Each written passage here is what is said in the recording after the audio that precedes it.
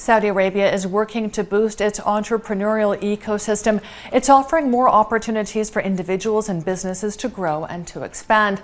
But how does one enter the Saudi market? Well, to answer that, we're joined by Paul Arnold, Managing Director at Sovereign PPG, Saudi Arabia. Thanks so much for joining us today, Paul. Now, how does one start setting up a business in KSA, and how long does the whole process take? Good morning, Rami. A pleasure to be with you, and thank you for having me. Well, the standard process can take up to 3 months. We normally provide a sort of 12 to 15 week guideline or timescale to most clients, and that involves everything from legalizing it and attesting documents in a client's home country, and then shipping those documents to Saudi and commencing a formal application with the Ministry of Investment Saudi Arabia, known as MISA, or formerly known as SAGIA. So a 12-week timescale is a good indication from the very beginning to a fully up and running operational entity in Saudi. How is company ownership divided in the kingdom? So the Saudi authorities, effectively from day one, several years ago, with the launch of the ministry or MISA, permit 100% foreign ownership in the kingdom.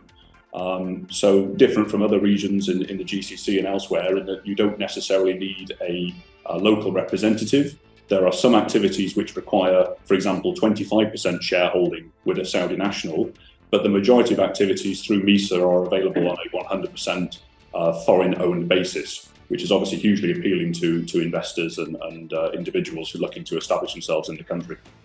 Tell us a little bit about the Saudiisation regulations and how they apply to different areas of the kingdom.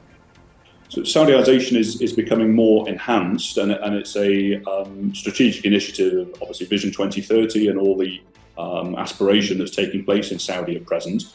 We're seeing increases in Saudiisation rates for more and more sectors and industry activities. So as an average guide now, it's somewhere between 25 to 35% as a general or an initial rule. And in some cases, it's even more, up to 100% in retail, etc. So it's something that businesses need to be aware of.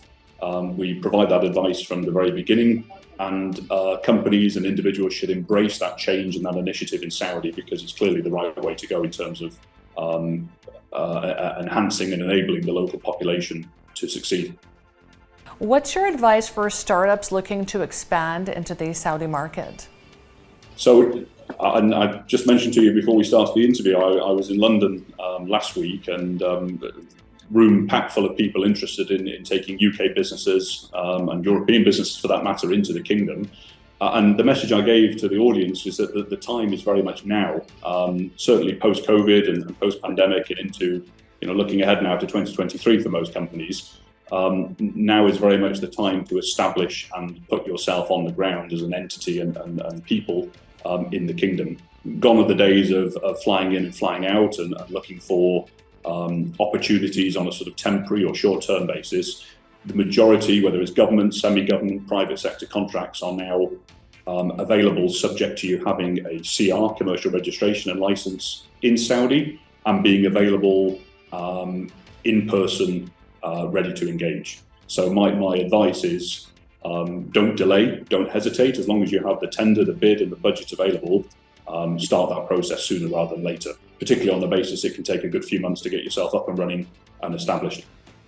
What are the regulations to consider before forming a tech business or a startup in the kingdom?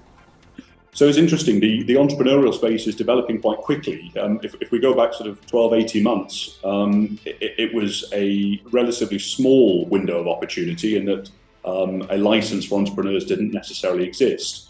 But in the last, I think since the last time we spoke, certainly the last few months, we've done 2 entrepreneurial initiatives where the client has been connected or introduced to the ministry directly for I guess a fulfilling conversation, which enabled them to achieve an entrepreneurial license very quickly. And they've since gone on to obtain funding and venture capital and so on in Riyadh. So it's an interesting space which is still developing, although it's not highly publicized and not necessarily spoken about, in that Saudi was never really considered an entrepreneurial platform, as I said, 18 months ago. But that is an emerging market and an emerging space, and something that we're very keen to support people with even further. So we are seeing increased interest from people, whether it's in the GCC or elsewhere, looking to relocate into Saudi and launch or grow that seed business into something more significant going forward. And you're certainly helping to facilitate that change. Paul Arnold, Managing Director at Sovereign PPG Saudi, thanks so much for joining us. Thank you very much, Ramya.